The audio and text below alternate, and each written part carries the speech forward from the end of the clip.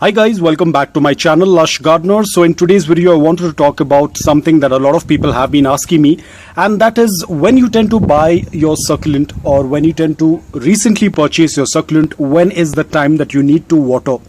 Now it's both. I'm going to be giving this advice on both. If you're going to purchase a potted succulent from your local nursery, or if you tend to get a bare rooted succulent online. The first and the most important thing, if you're getting a bare rooted succulent, you're going to put the succulent into the soil and you are going to keep the succulent in indirect bright light. Now guys, if there are 2 or 3 wrinkles on the succulent, that is absolutely okay. You do not need to be worried. The succulent will not die. Please don't be in a hurry to water the same day. Now this is something that I'm telling from my experience, as well as I had recently spoken to someone on my Instagram, wherein the person was not aware about my channel but recently happened to see my channel, but when they shared the picture or the image of the succulent, it was already rotting because they had watered the same day as soon as they had repotted it. Most probably there was a cut on the stem, probably, I'm not very sure, but the succulent started to rot. So the most important thing, please do not water the same day. Whether you're repotting a new succulent or you are repotting an old succulent, please do not water the same day. Wait for at least couple of days. Let's say your succulent is extremely dehydrated. If it's coming in through postage or through transit and the succulent is extremely dehydrated, you do not need to be worried. Just put it into the soil and keep it in indirect bright light. Remember, the newly purchased succulents are not exposed to direct sunlight. They are kept in indirect bright light. When the succulent is put into the soil, at night the succulent will start its process of photosynthesis. It will start to absorb water, and if your succulent soil is loose, porous and well draining, the succulent will start to open up in case if it is dehydrated. Now let's say that you are repotting a succulent that you already have for a couple of years or couple of months, and now you're planning to repot it. You are not going to repot a dehydrated succulent. Remember, the rule remains that you have to first hydrate your succulent and then transfer it into a soil when it is completely hydrated. First hydrate your succulent and then pot it. This is for your existing succulent. But if you have got a succulent that is dehydrated, wait for some time. Do not water the same day. If the succulent is extremely dehydrated, you can water after, let's say, 5 days. Don't worry, the succulent will not die because you're keeping it in indirect bright light. The succulent will not get damaged. If the succulent is placed in direct sunlight, of course the succulent is going to get further dehydrated and it might even harm the succulent. Now let's say it's been a week that you have repotted your succulent and it has been kept in indirect bright light. Now this is going to be your first watering. Now guys, you can use any type of water, whichever you want. You can use tap water or you can use drinking water. Now what I would suggest is to be on the safer side, because a lot of times the tap water contains a lot of minerals. It contains a lot of chlorine.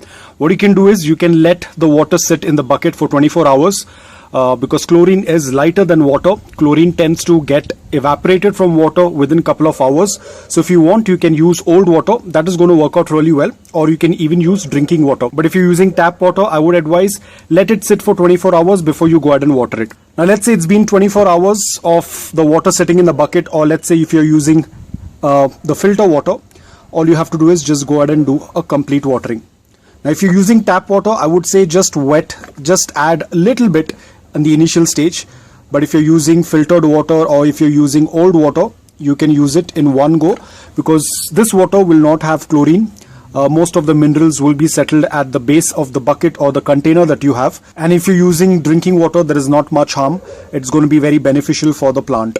So in this way, you can go ahead and water it. Again guys, because this is going to be your first watering, you'll have to do a complete watering until the water starts passing off. But if you're using tap water, don't water it completely. Let the plant slowly take in the new water, because from wherever the plant is coming, definitely the parameters in the water is going to be completely different. Again guys, this is just very small little minute details. It's not necessary that you have to follow, but if you want to give the best care for your succulent, I think this will tend to work out really well. And you can see the water has started to pass through the drain hole, which means that we have done a complete watering. So this goes for the watering of your newly purchased succulent. Now as I said, tap water, drinking water, old water, whichever is your option, you can go with it. If you're using tap water, just give like probably 50%, 60% of water, and that should be good. And the next time when you're watering it, you can give a complete watering of the tap water. But if you're going with drinking water or old water, give a complete watering until the water starts passing through the drain hole.